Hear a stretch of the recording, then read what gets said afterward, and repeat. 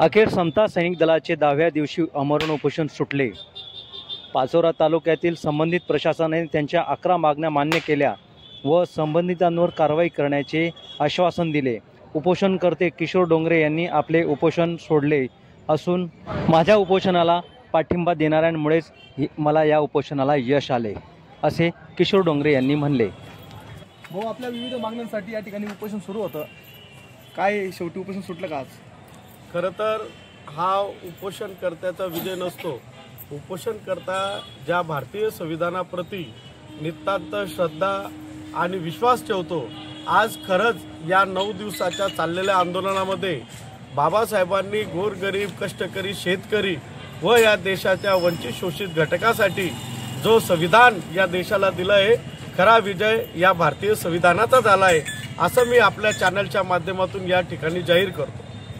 खरं तर समता सैनिक दलाच्या माध्यमातून देशामध्ये किंवा राज्यामध्ये ज्या वंचित शोषित घटक आहे, ज्या संविधानाच्या अनुषंगाने ज्या लोकांना न्याय दिला जात नाही, अशा लोकांना न्याय देण्यासाठी महामानव डॉक्टर बाबासाहेब आंबेडकर यांनी 13 मार्च 1927 रोजी स्थापन केलेली ही लढाऊ संघटना आहे। आणि त्या एक संघटनेचा एक शिलेदार म्हणून, समता सैनिक दलाचा एक जिल्हा पदाधिकारी म्हणून माझं हे नैसर्गिक कर्तव्य होतं की पाचोरा भडगाव तालुक्यामध्ये ज्या ज्या सामाजिक समस्या आहेत त्या सामाजिक मोठी जबाबदारी माझ्यावर होती। ही सगळं जबाबदारी निभवत असताना पाचोरा व भडगाव तालुक्याच्या दोन्ही तालुका अध्यक्षांनी जे जे मुद्दे सामाजिक जे या 30 ते 40 वर्षापासून या तालुक्यामध्ये प्रलंबित होते, असे मुद्दे सोडवण्याचा पायंडा त्यांनी हाती घेतला होता आणि ती पायंडा समता सैनिक दलाच्याच माध्यमातून सुटेल असा विश्वास त्या ठिकाणातील तक्रारदार ग्रामीण भागातील गोरगरीब कष्टकरी लोकांना वाटत होता। आणि त्याच अनुषंगाने आमच्या ज्या 11 मागण्या होत्या, त्या 11च्या 11 मागण्या प्रशासनाने नियमात घेऊन, विश्वासात घेऊन काही मागण्या सोडवण्यासाठी सक्रिय आहेत, परंतु काही मागण्या अशा होत्या की त्या मागण्या सोडवण्यासाठी प्रशासनाला तारेवरची कसरत करावी लागली। मान्य करतो, 30 ते 40 वर्षाच्या ज्या मागण्या आहेत त्या 10 दिवसात पूर्ण होईल असं होत नाही।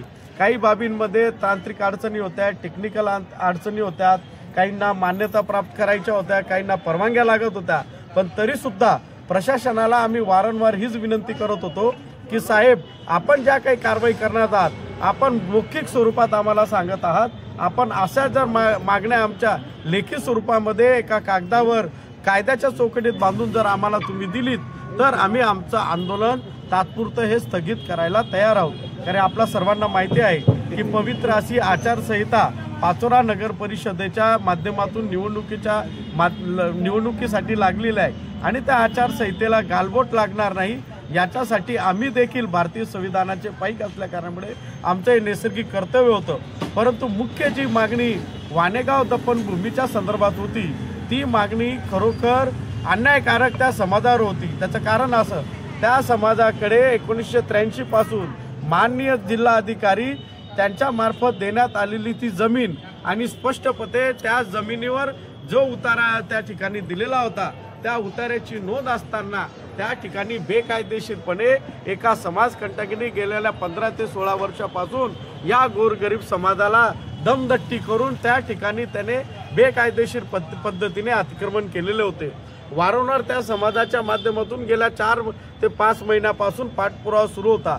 समता सैनिक दलामार्फत लेखी अर्ज देऊन सुद्धा याबद्दल प्रशासन कोणतेही नैसर्गिक न्याय देत नव्हता। त्याच्यामुळे हा लढा उभा करून आज काल सन्माननीय बीडीओ साहेबांनी त्या पद्धतीचं आश्वासित पत्र ठोस स्वरूपाचं कारवाई संदर्भात माननीय जिल्हा अधिकारी सो यांना ते पत्र देऊन बंदोबस्त मागून ते अतिक्रमण हटवण्यात येणार होतं। आणि दुसरी बाब म्हणजे भूमी अभिलेखा यांना आमचं ते गट कुठे आहे ते सापडत नव्हतं, परंतु भूमी अभिलेखा यांनी तारेवरची कसरत करत आमची स्मशानभूमी तीच आहे जी आमची 18 आर जमीन आहे, त्याच्यामध्ये 13 आर चर्मकार आणि मातंग समाजाची आहे, चर्मकार आणि बौद्ध समाजाची आहे, आणि जी 5 आर आहे ते आमच्या मातंग समाजाची आहे। अशी ती आमची 13 आरचा जो आमचा हक्काचा भूखंड आहे तो आम्हाला मिळेल या उद्देशाने आमचं आंदोलन होतं आणि आमच्या आंदोलनाला मोठ्या पद्धतीने आज यश मिळालं आहे। या यशाचा शिलेदार मी नसून पाचोरा भडगाव तालुक्याचे दोघं कार्यकारिणीचे सदस्य आहेत, त्याचबरोबर माझ्यासोबत ज्या राज्य कार्यकारिणीचे पदाधिकारी होते यांचाही आहे आणि यात मोठा सिंहाचा वाटा या समाज बांधवांचा आहे, त्याचबरोबर पत्रकार बांधवांचा आहे. ज्या लोकांनी आम्हाला रसद दिली पुरवली त्या सगळ्या लोकांचा आहे. आणि हा विजय निव्वळ समता सैनिक दलाचा न असताना भारतीय संविधानाचा आहे. म्हणून आपल्या चॅनलच्या माध्यमातून तमाम आंबेडकरी समाज, बहुजन वंचित समाजाला विनंती करतो की आपण देखील या जागतिक पातळीच्या, देश पातळीच्या समता सैनिक दलाच्या आंदोलनात आपण सहभागी व्हावं आणि मोठ्या संख्येने समता सैनिक दलाचा समतेचा विचार तळगळातल्या शोषित वंचित घटकापर्यंत आपण पोहोचावे. या चॅनलच्या माध्यमातून मी आवाहन करतो आणि सर्व साक्षीने आमचं समता सैनिक दलाचं 11च्या 11 मागणी पूर्ण झालेल्या आंदोलनाचा या ठिकाणी सांगता करतो व जाहीररित्या ज्या आंबेडकरी चळवळीचे पक्ष, कार्यकर्ते, नेते आलेले आहेत त्यांनी आम्हाला सहकार्य केलं अशा सर्वांचं मी आभार व्यक्त करतो आणि सर्वांना या ठिकाणी नमो बुद्धाय जय भीम करतो. जय शिवराय. भारतीय संविधानाचा